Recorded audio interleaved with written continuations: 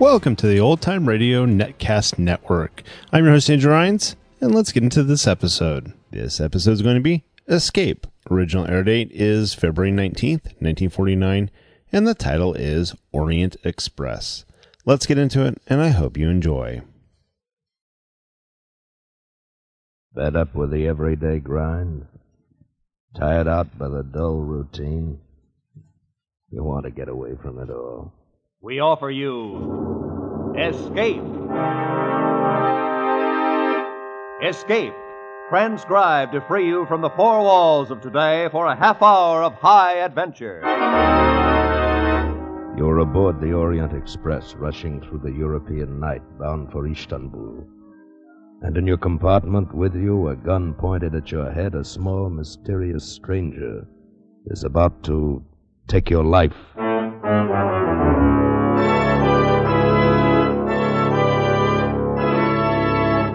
Today, we escape from reality to the tense world of Balkan intrigue as Graham Greene pictured it in his famous novel, Orient Express. Orient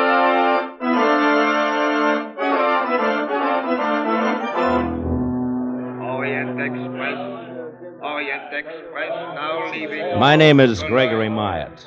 In 1932, I had to go to Istanbul on business, and I decided to take the Orient Express. After an uneventful trip across the Channel, I found myself at the station in Ostend, Belgium, where the Orient Express began. The porter took my bags and overcoat to my first-class compartment while I lingered on the platform. And, inevitably, somebody bumped into me. Oh, I'm sorry. Oh, that's quite all right. I wonder which way are the second-class coaches, please? That way, I think. Your suitcase looks heavy. May I? Oh, no, thanks. I can manage all right. I always have. Yeah, she had a very nice figure, trim and erect. I wondered whether she was going as far as Istanbul. Orient Express, en voiture. I made my way down the platform to my coach.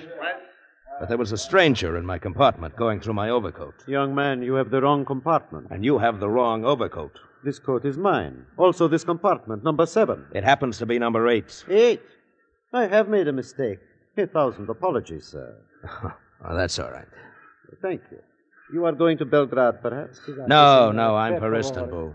So, allow me. My name is Richard John. How do you do? My name's Myatt, Gregory Myatt. I am grateful you are a fellow countryman. These little mistakes can be so difficult to explain. Fellow countryman? But I'm American. I also. I am a naturalized American all these many years, but the accent remains. Yes, I suppose it does. Well, we are underway. I will go to my compartment. A most pleasant journey, sir, and again 1,000 apologies.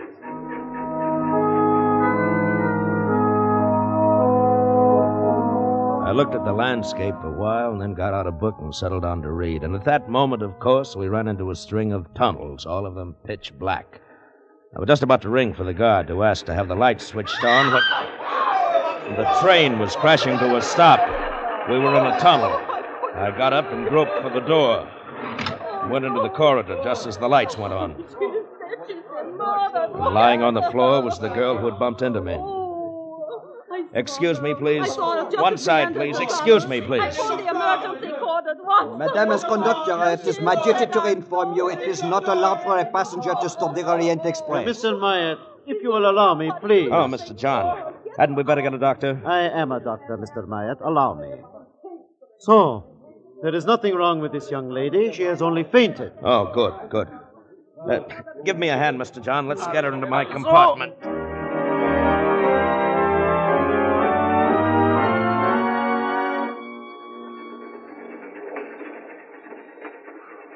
I'm all right now. Really, I am. Yes, of course you are. Here you are. Drink this. It's brandy. Drink it, young lady. It will help you. Good. I don't know why I fainted. I never did before. When did you last have a decent meal? Yesterday? The day before? Suppose it was the day before. That's my affair. You have no money? No.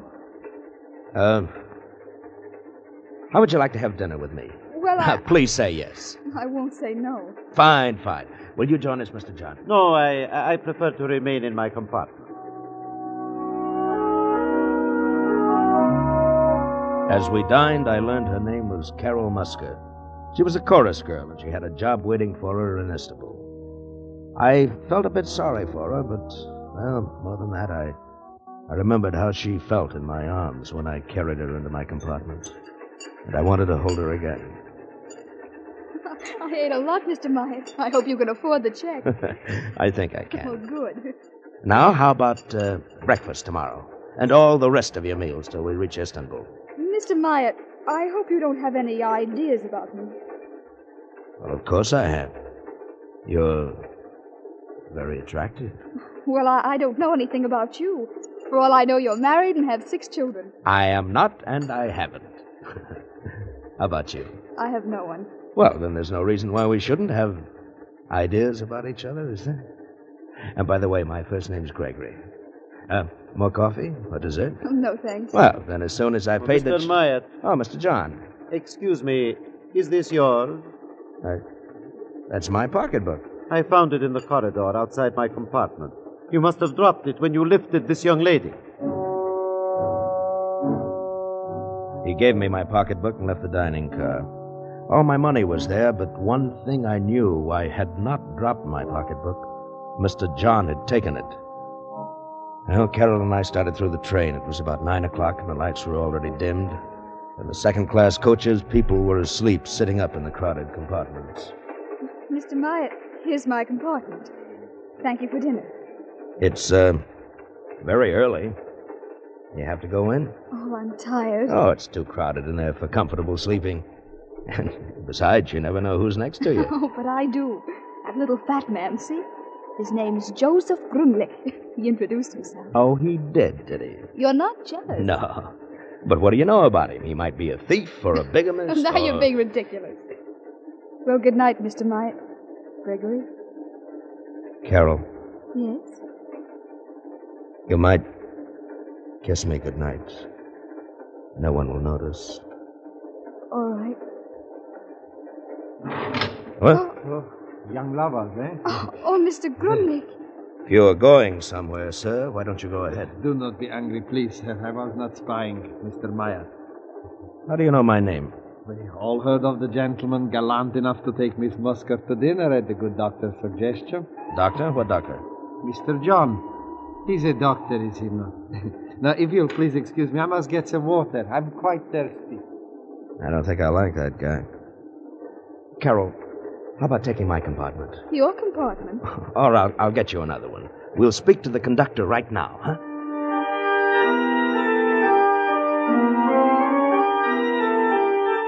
First-class compartment for a young lady, monsieur. You must wait until we arrive at Cologne. No tickets are sold aboard the Orient Express. We arrive in Cologne in, let me see, precisely 15 minutes.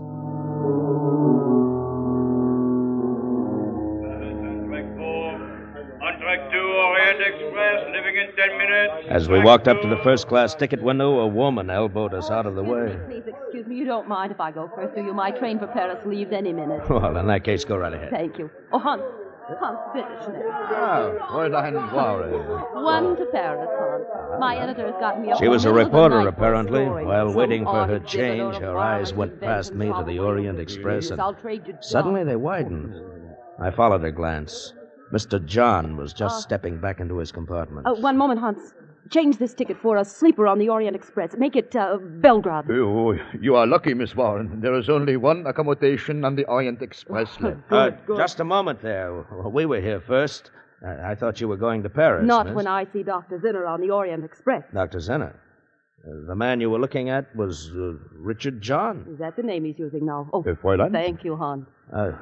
Just a moment there. I'm taking that ticket. Mein Herr, I regret, but the lady asked for it before you did, and she is an old customer. Here's the ticket, Miss Warren.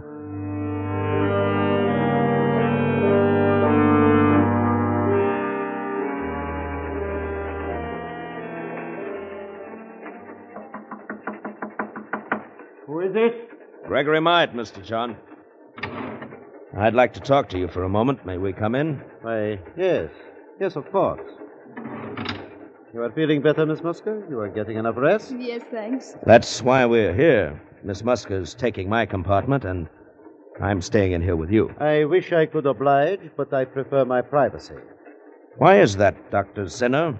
My name is Richard John. Where did you hear otherwise? From a newspaper reporter who saw you in the station at Cologne. Oh. I don't know what it's all about, and I don't much care, but Miss Musker is going to have my compartment, and I'm going to move into this one with you. Any objections? No.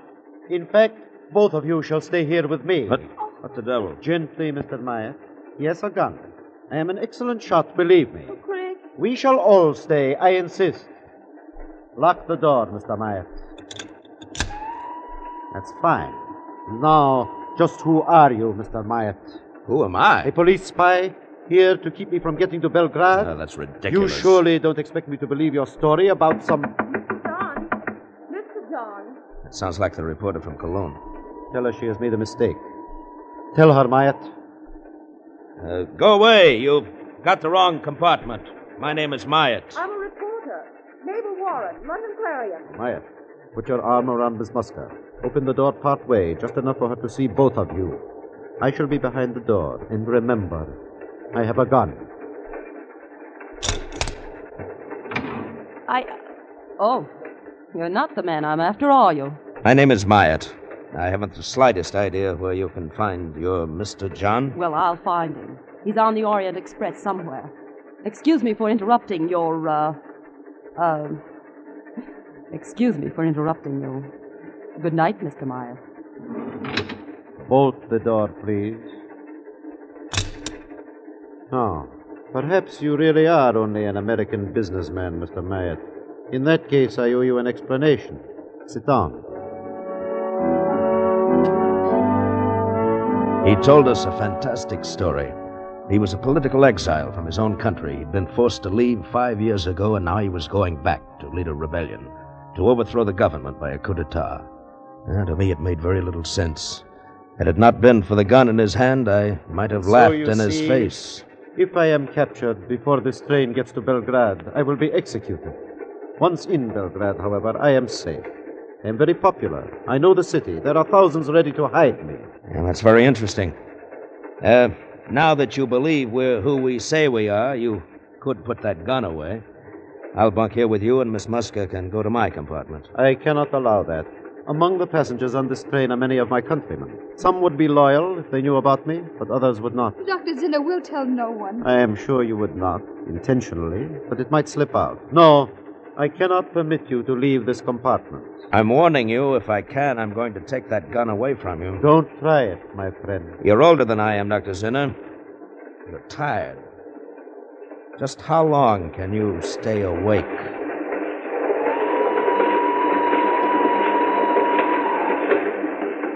I sat with Carol on one seat. He was across from us, the revolver in his hand. And it got later and later and later. I'm tired, Greg. Now just close your eyes then, Carol. Are you sleepy, Dr. Zinner? Not yet, Mr. Meyer. Carol was asleep on my shoulder. I fought to keep my eyes open, but I dozed off. And then somehow I came awake. I lifted my head. Dr. Zinner was asleep. I reached across and grabbed the gun. Oh, Greg. It's all right, Carol. I've got it. Well, Dr. Zinner? You are right, sir. I tried to stay awake, but... Stay here, Carol. I'm going to locate the conductor. I'm going to tell him what's been going on. Oh, no, you must not. I shall never get to Belgrade. Greg, they'll kill him. No, we're still outside his country. He won't be hurt. But if you report me to the conductor, I shall be put off the train. Well, in short, no harm done. I'll be back soon, Carol. I left the compartment and started down the corridor.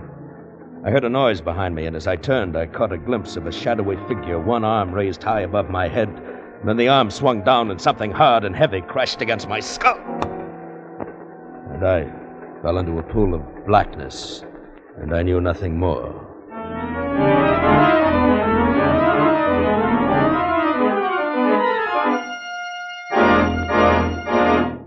In just a moment, we will return to Escape. But first, the blazing billboard for CBS's 10 great Sunday night shows has an especially big blaze of lights near the top of the list. That's where the names of Spike Jones, Jack Benny, and Amos and Andy are found in succession. Spike Jones, Jack Benny, Amos and Andy, the most unusual sequence of top-rating comedy in radio. Don't miss a single second of their 90 nonstop minutes of mirth tomorrow night on CBS's great Sunday Night 10. Amos and Andy and Spike Jones come to you over most of these same CBS stations, and Jack Benny is heard over them all. And now, with our star, Bill Conrad, we return to the second act of Escape and the Orient Express.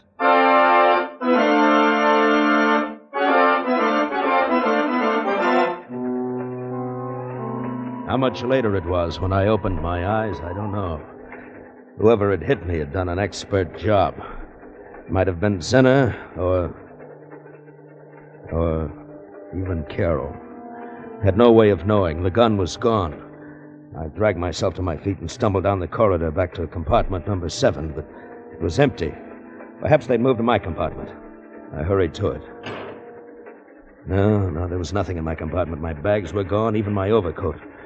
Inside, I began to feel a strange, unreasoning fear. Why was it so quiet? Where were all the other passengers? I went along the entire corridor. I opened every door in the coach.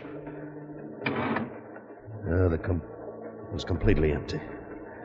I felt as if I were going crazy. And I lost consciousness again.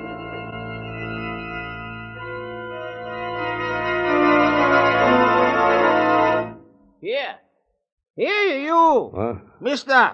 What? Wake up! Wake up! Who are you? I, sir? I am the brakeman. No. Tell me, what happened to everyone? This coach was full. I got on at Austin. Dozens of people got on at Austin. Oh, no, sir. This coach is empty, and it comes only from Regensburg. Regensburg? Huh? No, it's from Austin, I tell you. Look, compartment 8. This was mine. My bags, my overcoat, they were here, and now they've disappeared. Yeah, what was that? Oh, that is only the switch engine. We're on the yards outside Vienna. This coach is a deadhead. It was put on at the Orient Express at Regensburg, and now we take it off. Deadhead? You mean... No, it's not my coach at all. The regular coaches are... The Orient Express is in front of us, sir. If you do not want it to leave without you, you had better hurry, sir. Don't worry, I'll make it. The Orient Express was just getting underway when I dropped off the front of the deadhead. I had plenty of time to run up alongside and swing aboard. I made my way through the train to my coach and knocked on the door of Zinner's compartment. Open up in there. Who is it? Gregory Myatt, open the door. Come in, please. Lying on the berth, bound and gagged, was the reporter, Miss Warren. And standing beside her, gun in hand, was not Dr. Zinner, but Joseph Gründlich. You have a very tough skull, Mr. Myatt. I should have hit you a little harder, no? Where is Carroll? Where is Dr. Zinner? Why have you tied up this reporter? Oh, please, not so fast. First, as to Miss Warren. I have tied her to prevent her from interfering with Dr. Zinner. Had I allowed her to file her newspaper story, Dr. Zinner would never get to Belgrade. I happen to be an ardent follower of Dr. Zinner. I was standing watch last night when you dashed into the corridor, Mr. Myatt. You had this very gun in your hand. You had obviously broken away from Dr. Zinner. Fortunately, I had a blackjack. Where is Carroll and Dr. Zinner? Do you promise to do nothing to interfere with Dr. Zinner's plan? I promise nothing. No, be reasonable. The Orient Express will soon cross the border into my own country. It makes only one stop at the border for passport identification. After that, you are involved no longer. Why be stubborn? All right, Gründlich. I won't interfere. Mr. Myatt, I thank you. You may go now. Dr. Zinner and Miss Musker are next door in your compartment. Dr. Zinner was seated on one berth dozing, and Carol lay on the opposite berth fast asleep, traces of tears on her cheeks. She shivered. I covered her with my overcoat, and she woke up. Gregory, I didn't know where you were. Go back to sleep. Oh, I searched everywhere. I didn't know what to do. When I came back here, oh, I was so tired. Dr. Zinner made me go to sleep. Everything's all right. In a few hours, everything will be fine. Now, close your eyes and go back to sleep.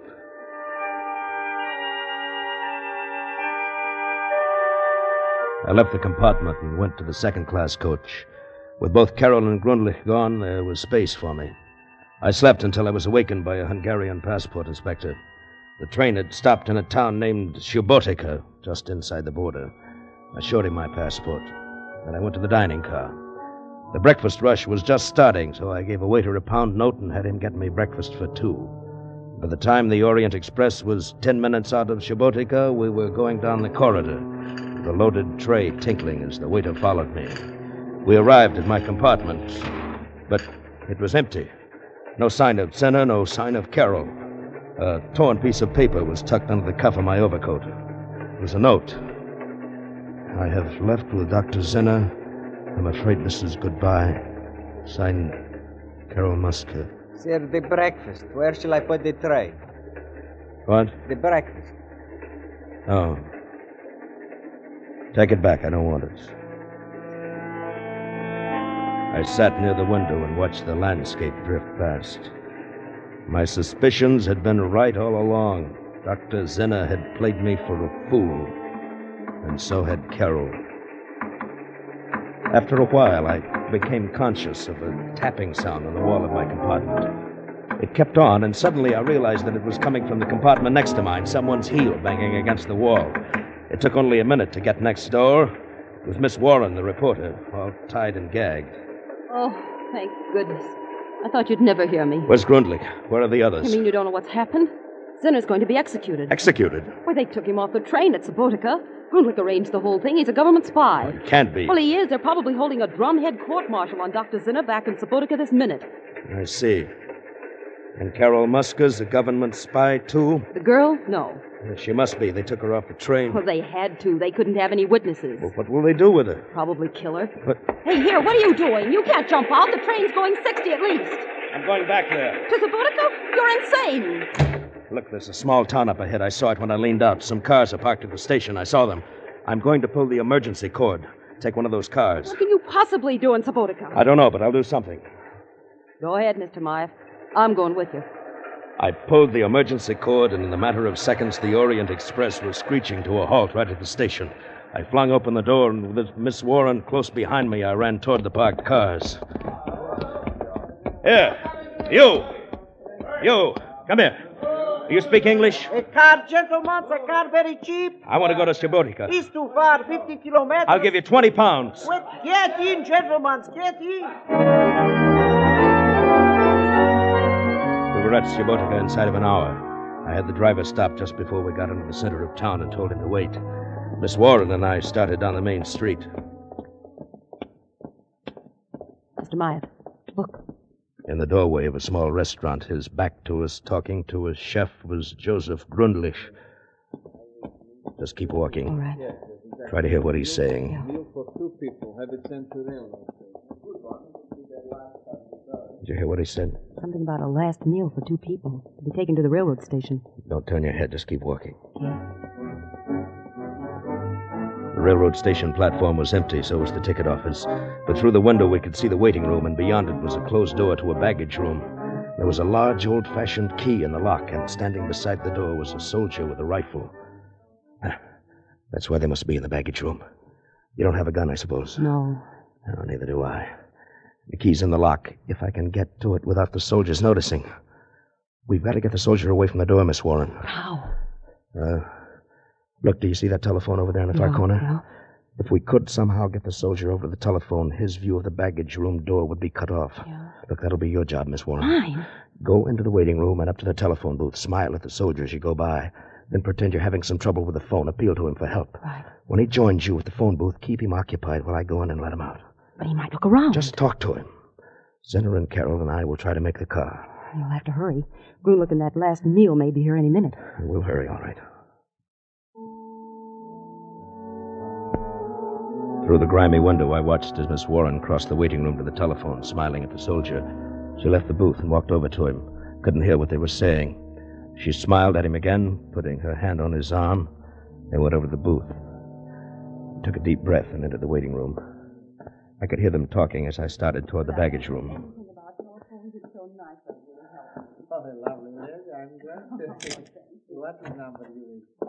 Carol. Carol. Gregory. Shh. No noise. Dr. Zinner, Carol, go to the station platform. Now, no noise. Come on. All right, follow me. We started back toward the open door that led to the station platform. We went out slowly, not making a sound. Miss Warren was still talking to the soldier, and then suddenly their voices stopped. I glanced back. The soldier's gun had fallen to the floor. He was kissing Miss Warren. We got out to the platform, and I shut the door quietly. All right, follow me. The car's 2 blocks away. What about her? She's a reporter. They won't dare touch her. Now, come on. All right. In a few moments, the station was behind us. The car was only a block away now. We turned the corner, and walking toward us, not 10 feet away, was Joseph Grundlich, a waiter from the restaurant. Before he could collect his wits, I ran at him.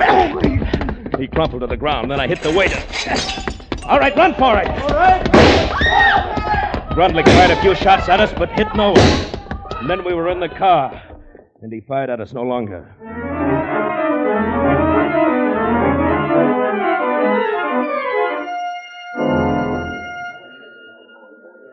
En voiture, Orient Express, all aboard.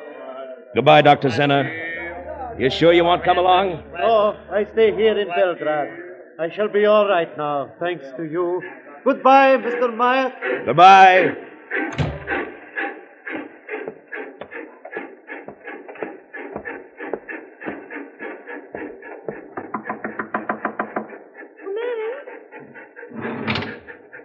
Hello.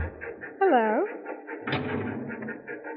You, mind if I sit down? No, not at all. Well, we'll be in Istanbul tomorrow. Mm-hmm. A day late. You know, I probably lost that chorus job. Have any idea what you'll do then? Oh, I think so. I have an idea. Yeah. So have I. A very good idea. Come here.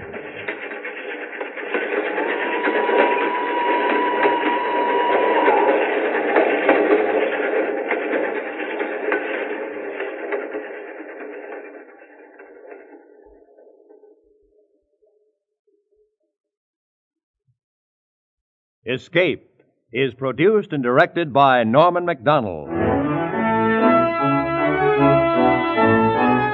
Today, we have presented transcribed Orient Express by Greene, adapted for radio by Sheldon Stark and Walter Newman, with editorial supervision by John Dunkel. Starred as Gregory Myatt was Bill Conrad. Featured players were Edgar Barrier, Hans Conried, Gloria Grant, Harry Bartell, Ann Morrison, Jack Kruschen, and John Dehner. The special music was arranged and played by Ivan Ditmars. Next week, you are alone in the steaming jungle with 3 men. You know that one of them is a desperate criminal, a man you've come here to arrest, but you don't know which one. You'll have to find him before he can save himself by killing you.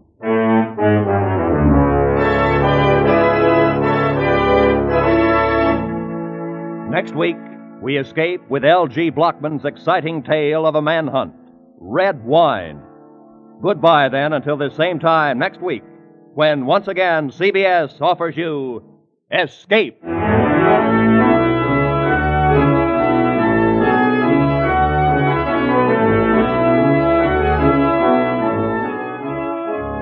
Looking for more escape drama? There'll be more coming along on CBS tonight, when most of these same CBS stations will bring you The Adventures of Philip Marlowe and Gangbusters. They're both regular Saturday night features on CBS. Now, stay tuned for 5 minutes of the latest news, to be followed immediately by the Let's Pretend program over most of these same CBS network stations.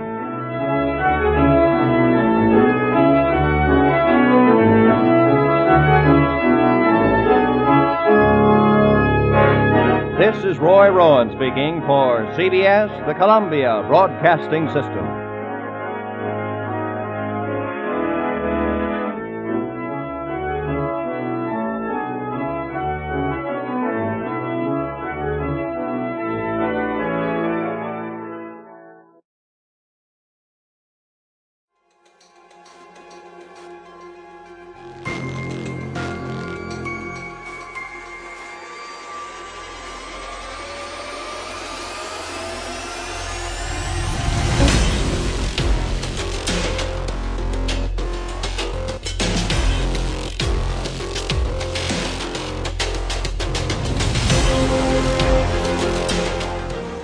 Welcome back. I hope you enjoyed this presentation from the Old Time Netcast Network.